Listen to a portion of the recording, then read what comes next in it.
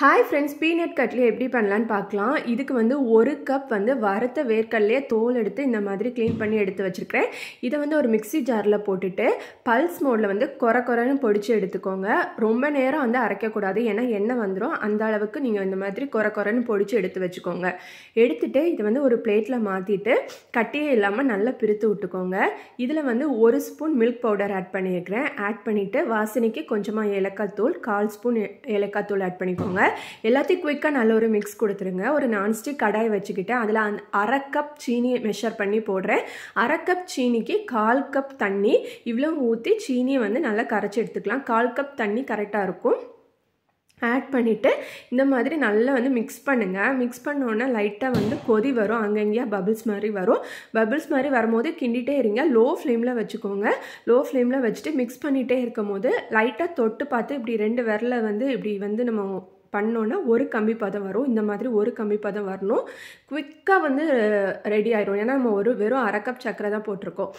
குவிக்காக வந்து நம்ம பொடிச்சு வச்சுருக்கிற அந்த வேர்க்கடலை பொடியும் ஆட் பண்ணிவிட்டு ஸ்பீடாக வந்து மிக்ஸ் பண்ணுங்கள். ஏன்னா கட்டி விழுந்துடக்கூடாது. இதுலேயுமே அரைச்சதில் கொஞ்சம் கட்டியாக இருக்கும். அதெல்லாம் போகிற அளவுக்கு நல்ல ஃபோர்ஸாக வந்து மிக்ஸ் பண்ணி விடுங்க. மிக்ஸ் பண்ணி எல்லாத்தையும் ஈக்குவலாக கம்பைன் பண்ணிக்கோங்க. அந்த சீனியும் இந்த பவுடரையும் இந்த மாதிரி நல்லா வந்து ஒரு பேஸ்ட் மாதிரி வரும் நமக்கு. இந்த மாதிரி நல்லா மிக்ஸ் பண்ணிகிட்டே இருங்க. ஹீட் வந்து ரொம்ப லோ ஃப்ளேமில் வச்சா போதும். நான்ஸ்டிக் பேனாக எடுத்துக்கோங்க எப்போவுமே இந்த மாதிரி ஸ்வீட் பண்ணும் போது. அப்போ தான் நமக்கு ரொம்ப ஈஸியாக இருக்கும்.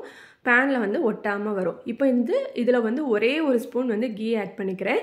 கீ ஆட் பண்ணிவிட்டு நல்ல ஒரு மிக்ஸ் கொடுத்துருங்க. அப்போ பேனில் இருந்து நல்லா வந்து ரிலீஸ் ஆகி வரும். ஸ்டிக்கே ஆகாது. அந்த அளவுக்கு நம்ம வந்து மிக்ஸ் பண்ணிகிட்டே இருக்கணும். பாருங்கள் எப்படி உருண்டு கட்டியாக வந்துருச்சுன்னு. இந்த ஸ்டேஜில் வந்து நம்ம இப்படியே விட்டு பார்த்தோன்னா நமக்கு வந்து கொஞ்சம் லூஸாக இருக்கணும். பேன்லலாம் இருந்து ரிலீஸ் ஆகி வந்தாச்சு. இந்த ஸ்டேஜில் வந்து நம்ம ஒரு பட்டர் பேப்பர் வந்து ரெடியாக வச்சுருக்கணும். ரெடியாக வச்சோடனே இதை வந்து பட்டர் பேப்பரில் நம்ம ஆட் பண்ண பாருங்கள் எப்படி இருக்குன்னு. கன்சிஸ்டன்சி இந்த மாதிரி தான் இருக்குது. ஸோ குயிக்காக நான் வந்து ஒரு பட்டர் பேப்பர் ஆல்ரெடி ரெடி பண்ணி வச்சுட்டேன். இது வந்து நான்ஸ்டிக்கி பேப்பர் தான். உங்ககிட்ட ஸ்டிக் ஆகிற மாதிரி பட்டர் பேப்பர் இருந்துச்சுன்னா நீங்கள் வந்து லைட்டாக அதில் பட்டர் கோட் பண்ணிக்கோங்க. பட்டரோ கீயோ ஏதாச்சும் கோட் பண்ணிக்கோங்க. அப்புறமா இதை வந்து நம்ம சூடாக தொட முடியாது. அதனால் நான் வந்து ஒரு கரண்டி வச்சு இந்த மாதிரி எல்லா எட்ஜஸையும் இப்படி பண்ணி சேர்த்து விட்றேன். நம்ம அதே பேப்பரில் வச்சு நீங்கள் வந்து இந்த மாதிரி ஃபோல்ட் பண்ணி விடுங்க. கையில் வந்து தொட முடியாது, சூடாக இருக்கும். ஆற அளவுக்கு இப்படி பண்ணிகிட்டே இருங்க. ஆறினதுக்கப்புறமா கையில் வந்து நம்ம வந்து தொட்டு பார்த்தா ஆறி இருக்கும். அப்போ வந்து நம்ம ஒரு பால் மாதிரி பிடிச்சிட்டு மேலே வந்து ஒரு பட்டர் பேப்பர் வச்சுட்டு நம்ம வந்து சப்பாத்தி கட்டையை வச்சு நல்லா வந்து தின்னாக ரோல் பண்ணி எடுக்க போகிறோம். இப்போ எனக்கு வந்து ஓரளவுக்கு ஆறிடுச்சு. நான் இந்த மாதிரி நல்ல பால் ஷேப்பில் கொண்டு வந்துட்டேன். இப்போ மறுபடியும் மேலே வந்து அதே மாதிரி ஒரு பட்டர் பேப்பர் வச்சுட்டு இந்த மாதிரி ஒரு சப்பாத்தி ரோலிங் பின் வச்சு நல்லா வந்து நல்ல தின்னாக வந்து நம்ம வந்து ரோல் பண்ணி எடுத்துக்கணும். அப்புறமா உங்ககிட்ட சில்வர் ஃபாயில் இருந்துச்சுன்னா நீங்கள் அதில் மேலே ஒட்டிக்கலாம். என்கிட்ட இருந்துச்சு, அதனால் நான் ஒட்டிக்கிறேன். உங்ககிட்ட இல்லாட்டினா நீங்கள் ஸ்கிப் பண்ணிடலாம். இதே சூட்லேயே இருக்கும் போது நம்ம வந்து என்ன ஷேப்புக்கு வேணுமோ அந்த மாதிரி கட் பண்ணி எடுத்துக்கலாம். நான் வந்து சில்வர் ஃபாயில் ஒட்டிட்டு நீங்கள் வந்து டைமண்ட் ஷேப்பில் கட் பண்ணி எடுத்துக்கோங்க. சூப்பராக இருக்குங்க டேஸ்ட்டு. காஜு கட்லி மாதிரியே இருந்துச்சு. ஆனால் வந்து பண்ணக்கூடிய வேர்க்கடலை வச்சு பண்ணக்கூடிய ஒரு ரெசிபி. நீங்கள் வந்து காஜு கட்லியோட டேஸ்ட்லேயே இருக்கும். அதே ஸ்வீட் தான் இது.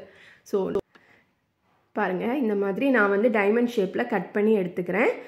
கட் பண்ணி எடுத்ததுக்கு அப்புறமா நம்ம வந்து உங்களுக்கு எவ்வளோ திக்னஸில் இருக்குதுன்னு காட்டுறேன். சூப்பராக இருந்துச்சு இந்த ஸ்வீட் ரெசிபி. இந்த மாதிரி கட் பண்ணி நம்ம ஃபஸ்ட்டு வந்து கோடு போட்டுக்கலாம். கோடு போட்டுட்டு டைமண்ட் ஷேப்பில் கட் பண்ணிக்கோங்க. டைமண்ட் ஷேப்பில் கட் பண்ணால் தான் இந்த ஸ்வீட் வந்து அழகாக இருக்கும். சில்வர் ஃபாயில் வந்து நான் வந்து பேக்கிங் திங்ஸ்லாம் வாங்குகிற கடையில் தான் வாங்கினேன். ஸோ நாகர்கோயிலில் இருக்கிறவங்க மாஜிதாவில் வந்து உங்களுக்கு இந்த சில்வர் ஃபாயில் கிடைக்கும். அங்கே தான் நான் வாங்கினேன். நீங்களும் அங்கே வந்து ட்ரை பண்ணிங்கன்னா கிடைக்கும் உங்களுக்கு. இந்த மாதிரி கட் பண்ணிக்கிட்டேன். டைமண்ட் ஷேப்பில் கட் பண்ணிவிட்டு ஒரு பீஸை எடுத்து பார்த்தீங்கன்னா உங்களுக்கு அழகாக வந்து டைமண்ட் ஷேப்பில் வந்திருக்கும். நீங்கள் வந்து ஒரு அழகாக ஒரு பாக்ஸில் வந்து ஸ்டோர் பண்ணி வைக்கலாம். ஸோ சிம்பிளான ஸ்வீட் ரெசிப்பிங்க. மொத்தமாக ஒரு வேர்க்கடலை வந்து 60 ருபீஸ். அப்புறம் எல்லாமே சேர்த்து ஒரு 80 to 100 ருபீஸ் தான் ஆகும். சூப்பரான பீனட் கட்லி ரெடி. ஸோ மறக்காமல் நீங்களும் இந்த தீபாவளிக்கு இந்த ரெசிபி ட்ரை பண்ணுங்கள். எப்படி இருந்ததுன்னு ஷேர் பண்ணுங்கள். இன்னொரு அட்டகாசமான ரெசிப்பியில் உங்களை சந்திக்கிறேன். தேங்க்யூ.